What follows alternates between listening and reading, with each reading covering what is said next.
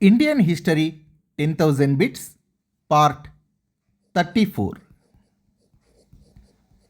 So PDF provide చేస్తున్నాను friends, డిస్క్రిప్షన్లో download చేసుకోండి. మొత్తం ప్రాచీన భారతదేశ చరిత్ర కంప్లీట్ కాగానే ఫుల్ పీడిఎఫ్ నేను ఇస్తాను. సో స్వదేశీ రాజ్యాలు.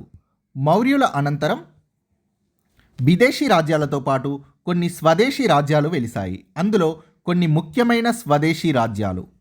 ఉత్తర భారతదేశాన్ని శుంగులు మరియు కణ్వులు పరిపాలించారు.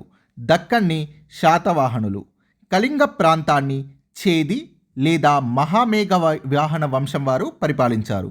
సంగం రాజ్యాలు లేదా ద్వీపకల్ప దక్షిణ ప్రాంతాన్ని చోళ, చేర, పాండ్య రాజ్యాలు పరిపాలించాయి. శుంగరాజ్యం క్రీస్తుపూర్వం 184 నుండి 75 వరకు. మౌర్యుల పాలన అంతం కాగానే రాజ్యాధికారం చేపట్టిన తొలి రాజ్యం శుంగరాజ్యం. శుంగులు ఏ గోత్రానికి చెందినవారు? భరద్వాజ గోత్రానికి చెందిన బ్రాహ్మణులు. వీరు మౌర్యుల పాలనలో ఉన్నతాధికారులుగా పనిచేస్తూ మౌర్యులను అంతం చేసి స్వతంత్ర రాజ్యాన్ని స్థాపించారు. శుంగుల రాజధాని విదిశా. శుంగుల చరిత్రకు ప్రధాన ఆధారాలు మహాభాష్యం, హర్షచరిత్ర, మాళవికాగ్నిమిత్రం, దివ్యవదన. ఇవన్నీ శుంగుల గురించి సమాచారాన్ని ఇస్తున్నాయి. మహాభాష్యంని రచించినది పతంజలి, హర్షచరిత్రని బాణుడు, మాళవికాగ్నిమిత్రంని కాళిదాసు, దివ్యవదన అనేది టిబెట్ బౌద్ధ గ్రంథం. దీనిని బౌద్ధ సన్యాసులు రచించారు. శుంగుల రాజభాష సంస్కృతం. శుంగులు అవలంబించిన మతం వైదిక మతం లేదా బ్రాహ్మణ మతం.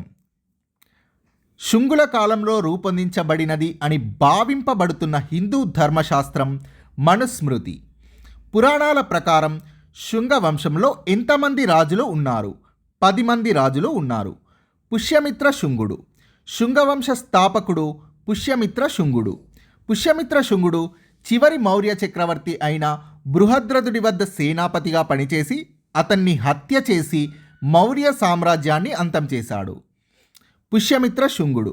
అతని గురించి సమాచారం ఇస్తున్న గ్రంథాలు భరద్వాజ గోత్రానికి చెందిన బ్రాహ్మణుడు అని పతంజలి రచించిన మహాభాష్యం తెలుపుతుంది. కాశ్యప గోత్రానికి చెందిన బైంబిక వంశస్థుడు అని కాళిదాసు తెలిపాడు.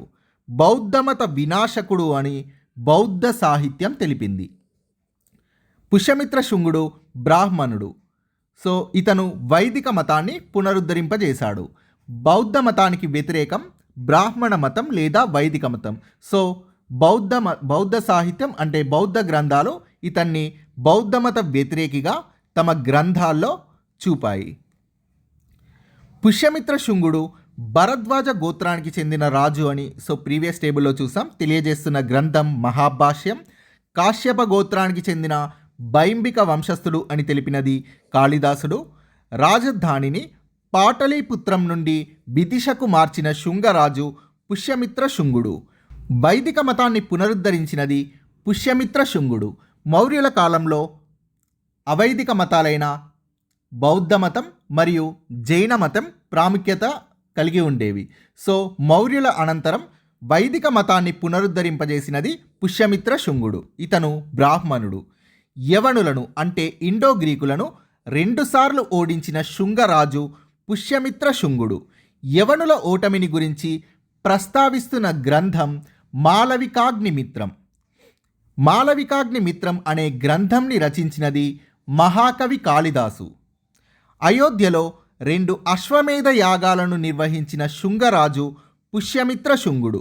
పుష్యమిత్ర శుంగుడు బౌద్ధమత వ్యతిరేకి అని, అశోకుడు నిర్మించిన 84,000 బౌద్ధ స్తూపాలను ధ్వంసం చేసిన క్రూరుడని తెలియజేస్తున్న గ్రంథం దివ్యవదన. ఇది టిబెట్ బౌద్ధ గ్రంథం. అనేక మంది బౌద్ధ సన్యాసులు ఈ గ్రంథాన్ని రచించారు.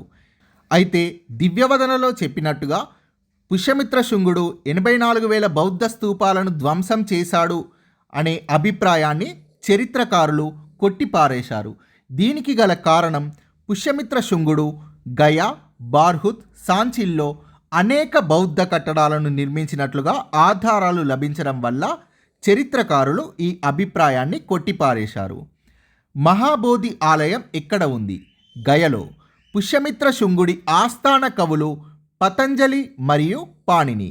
మహాభాష్యం అనే సంస్కృత వ్యాకరణ గ్రంథాన్ని రచించినది పతంజలి. అష్టాధ్యాయిపై వ్రాయబడిన వ్యాఖ్యానం మహాభాష్యం. అష్టాధ్యాయి అనే గ్రంథాన్ని రచించినది పాణిని. పుష్యమిత్ర శుంగుడిని ఓడించి మగధ నుండి జైన విగ్రహంను తిరిగి కళింగకు తీసుకుపోయిన చేదిరాజు ఖారవేలుడు.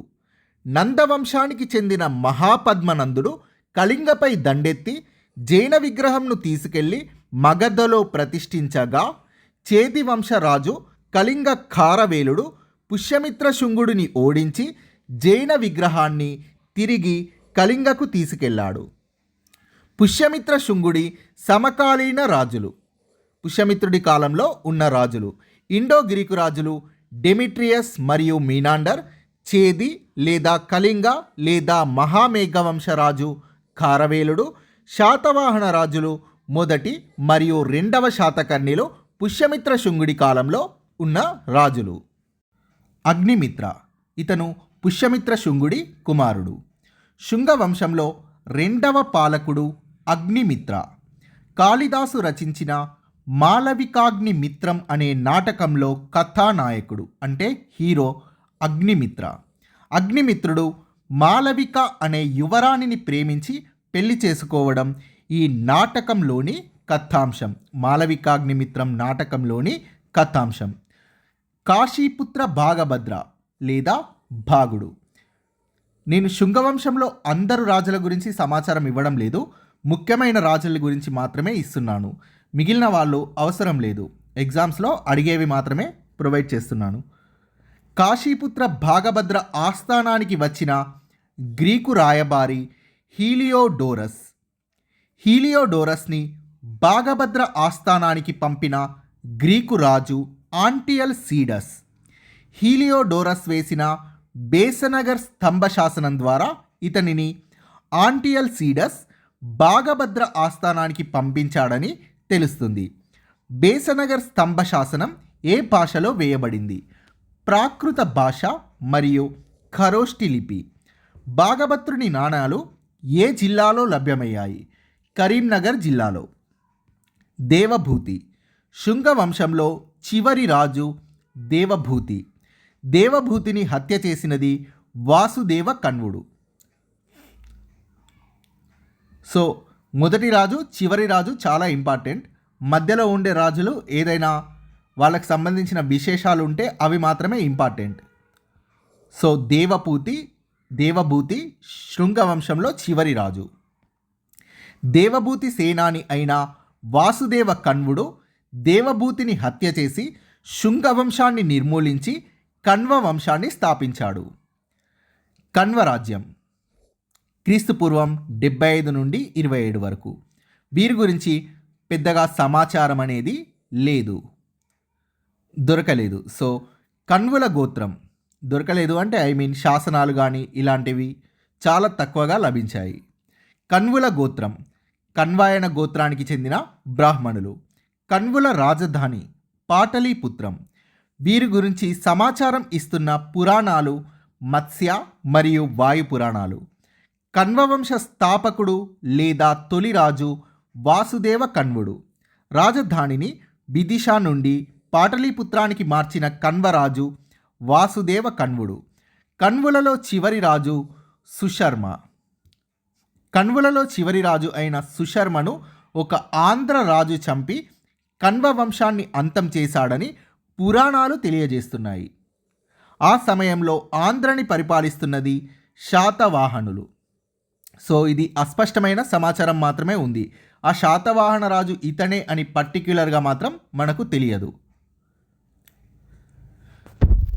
శాతవాహనులు క్రీస్తుపూర్వం 225 నుండి క్రీస్తు శకం 225 వరకు. మౌర్యుల అనంతరం దక్కన్ను ఏకం చేసి అనేక శతాబ్దాలు ఏకఛత్రాధిపత్యంగా పాలించిన వారు శాతవాహనులు. వీరి పాలన ప్రస్తుత మహారాష్ట్ర, కర్ణాటక, తెలంగాణ మరియు ఆంధ్రప్రదేశ్లకు విస్తరించింది. ఈ ప్రాంతాలన్నింటినీ కలిపి దక్కన్ అని అంటారు. మత్స్య పురాణం ప్రకారం శాతవాహన వంశంలో 30 మంది రాజులు 450 సంవత్సరాలు పరిపాలించారు.